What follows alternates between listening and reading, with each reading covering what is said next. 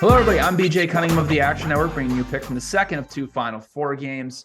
Miami taking on UConn. I like Connecticut, -5.5. UConn has absolutely been blowing everybody out throughout this entire tournament, coming off a huge performance against Gonzaga to get to the Final Four, while Miami is just continually putting up over 80 points against some of the best defenses in the country. However, the Hurricanes still have one huge glaring weakness. It's their defense. Miami is outside the top 100 per KenPom in adjusted defensive efficiency. And this is the first time this tournament that they're going to face a high-volume three-point shooting team. Drake, Indiana, Houston, and Texas are all outside the top 150 in three-point rate. UConn is 65th in the country in three-point rate, and they're hitting 42% of their three-point shots in this tournament.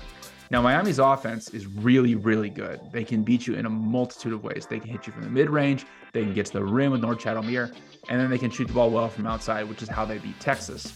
The problem is that Connecticut allows one of the lowest three-point rates in the country. They're top 20 in points per possession allowed at the rim. And really the only big glaring weakness that the Huskies have defensively is they're 319 in the country in free throw rate allowed. Well, Miami doesn't get to the free throw line at a very, very high rate. So UConn should be able to neutralize Miami's guards and also defend down low against Norchad Omier with Sanogo.